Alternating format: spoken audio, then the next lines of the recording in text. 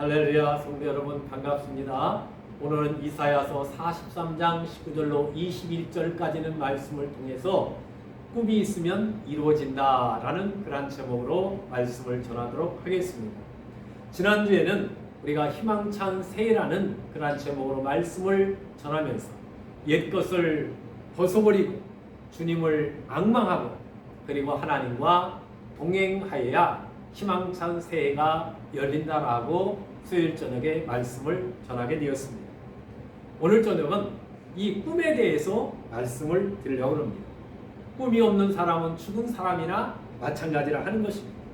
하지만 꿈이 있는 사람들은 그 꿈이 인생 전체를 이끌어가는 원동력이 되게 된다 하는 것이죠.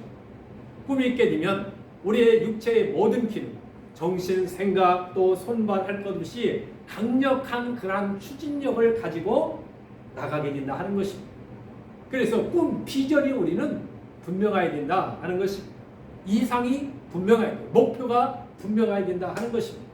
목표가 분명한 그러한 사람들, 꿈이 분명한 사람들은 내적인 그러한 강력한 추진력을 가지고 나가기 때문에 거기에는 강력한 역사가 일어날 수밖에 없다 하는 것입니다. 사람들은 얼굴과 그 사람의 머리를 보게 됩니다.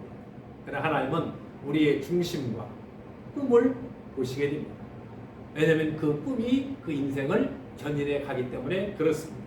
그래서 어떤 사람은 꿈을 가리켜서 믿음이라고 그렇게 이야기하는 사람들도 있습니다. 여러분, 하나님은 상상하는 자에게 미래를 맡기시게 됩니다.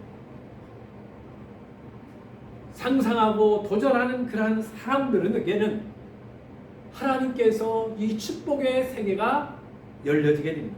왜냐하면 강력한 희망의 에너지가 우리들에게 주어지기 때문에 그런 것이죠. 그 힘으로 우리는 상상력을 동원해서 앞으로 미래로 나가게 된다 하는 것입니다. 인생을 살아가다 보면 때로는 실패를 하기도 하고 절망하기도 하고 사람들에게 속임을 당하기도 하고 그래서 우리는 낙심하게 된다 하는 거예요. 그러나 실패의 자리에서 우리는 좀 허황된 것 같지만 이 엉뚱한 상상력을 동원해서 더 깊고 깊게 또 넓게 상상력을 동원하게 됨으로 인해 인생에 거대한 화폭을 그리게 된다 하는 거예요. 다른 말로 이야기하게 되면 거대한 그러한 비전을 갖게 된다 하는 것입니다. 그것이 하나님의 은혜와 결합하게 되면 복 있는 삶을 살아가게 된다 하는 것입니다. 바리새인과 서기관과 사두개인들은 이 상상력을 동원하는 것을 그들은 싫어하게 되었다 하는 것입니다. 영감이나 상상력을 믿음의 영역에 들어오지 못하도록 그들은 방해하게 되었다 하는 것입니다. 기도하는 내용, 또 우리가 이제 찬양하는 내용, 또 예배하는 내용, 이런 것들을 상상력을 우리가 동원하는 것입니다. 상상력을 동원해서 어떻게 하면 하나님을 기쁘시게 할까? 어떻게 하면 우리 모두가 감사하며 즐거워하며 하나님 앞에 예배할까 하는 것을 예배자들은 항상 생각하고 상상력을 동원한다 하는 것입니다. 하나님 우리들에게 상상할 수 있는 능력과 또 정신을 선물로 주시게 되었다 하는 것입니다. 때문에 우리 믿음의 사람들은 미래에 대한 것을 마치 도화지에다가 그림을 그리듯이 우리는 그리는 것입니다. 그것을 그리고 바라봅니다. 그리고 그렇게 될 것을 기대하게 됩니다. 소망하게 됩니다. 그리고 믿음으로 나아가게 된다 하는 것입니다. 그러다 보게 되면 그 꿈이 현실로 이루어지게 되는 것을 보게 됩니다. 에베소서 3장 20절에 보면 우리 가운데 역사하시는 능력대로 우리의 온갖 구하는 것이나 생각하는 것에 더 넘치도록 능히 하실 이에게 감사하라 라는 말씀이 기록되어 있습니다.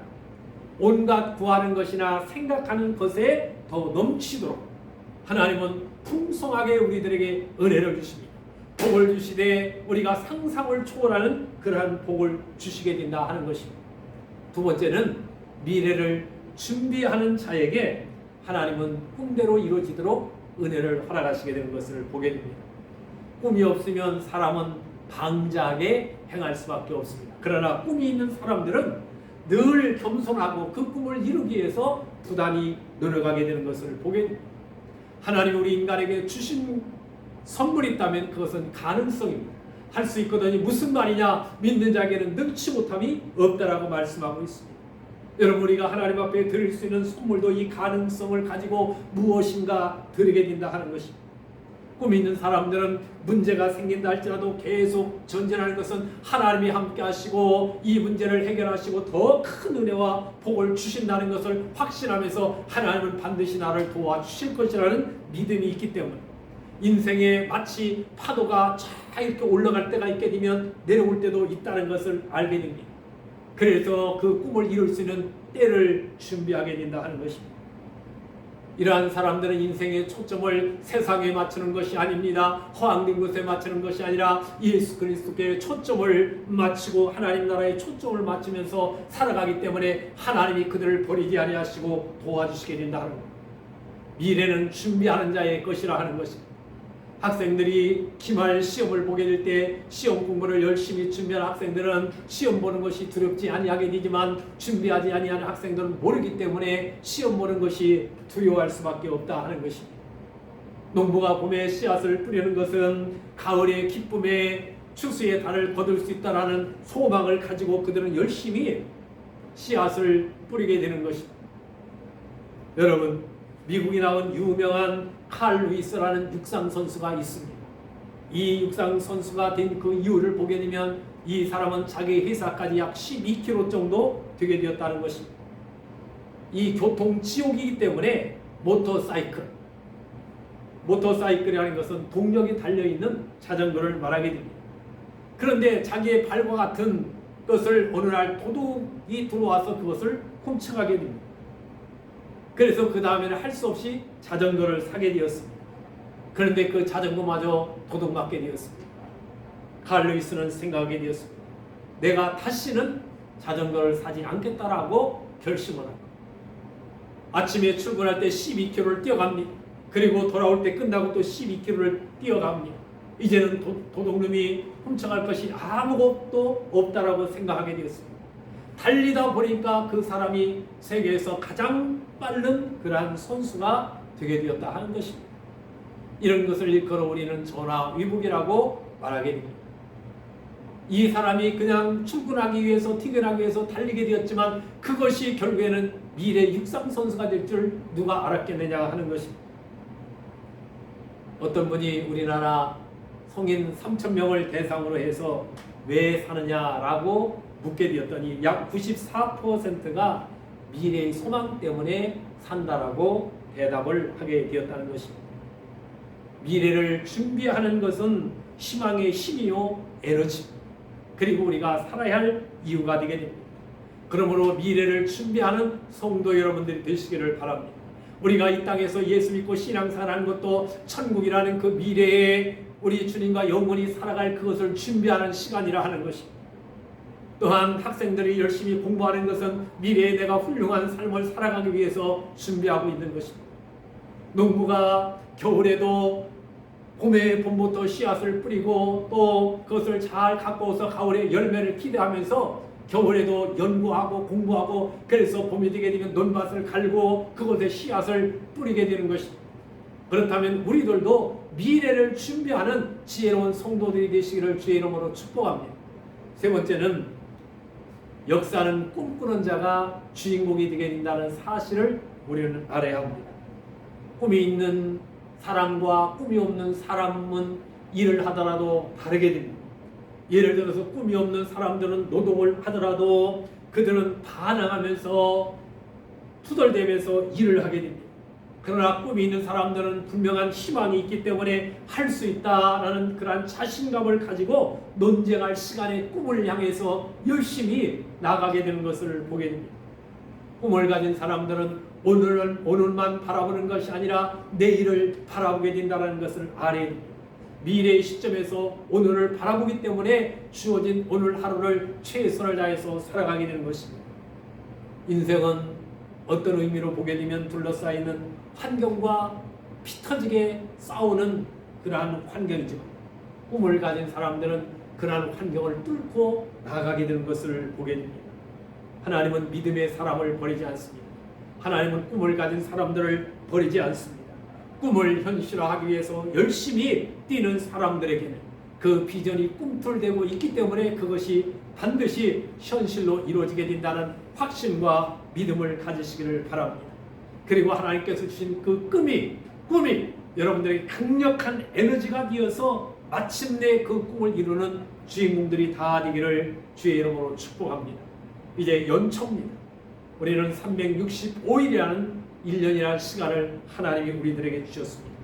하나님이 주신 꿈을 굳게 붙잡고 하나님을 신뢰하며 하나님이 나와 함께 하시고 하나님이 나를 도와주시고 하나님이 그 꿈을 이루게 된다는 확신과 믿음을 가지고 살아가시기를 주의 이름으로 축복합니다. 이사야 43장 19절에 보면 보라 내가 새 일을 행하리니 이제 나타날 것이라 너희가 그것을 알지 못하느냐 정령이 내가 광야에서 길과 사막의 강을 내리니 그랬습니다. 여러분 광야에 길을 내시는 하나님, 광야에 강을 만드시고 광야에 우리가 살 수 있는 모든 공간을 만드시는 전능하신 하나님이 우리들에게 주신 이 꿈을 2023년도에 반드시 성취하고 이루는 우리 동문교회 모든 성도들이 되기를 주님의 이름으로 축복합니다. 기도하겠습니다. 하나님 아버지 은혜와 사랑을 감사합니다. 2023년 새해가 밝아 두 번째 수혜를 저녁 예배를 드리고 있습니다. 하나님 저희 교회로 하여금 하나님이 기뻐하시고 원하시는 교회와 성도들 되게 해주시옵기를 간절히 원하고 기도합니다. 하나님 중심에 굳게 서서 우리들로 하여금 이제 상상의 날개를 펼치며 미래를 준비하며 또한 꿈꾸는 자가 되어서 역사의 주인공들이 다 되어지도록 은혜를 허락해 주시옵기를 간절히 원하고 기도합니다. 믿음, 소망, 사랑으로 전진하는 우리 동문교회가 되게 하여 주시고 하나님이 디자인하시고 사람이 찾는 교회가 되어서 많은 영혼들이 하나님 앞에 경배하는 거룩한 교회가 되어지도록 하나님 우리 교회의 부흥과 선교의 문을 열어 주옵소서. 오늘도 예배하는 곳곳에 있는 사랑하는 성도들 가정에서 차량 안에서 요양 안에서 병원에서 예배합니다. 예배하는 모든 사랑하는 성도들로 하여금 꿈이 이루어지는 아름다운 2023년 이 한 해가 되어지도록 저들을 축복해 주옵소서.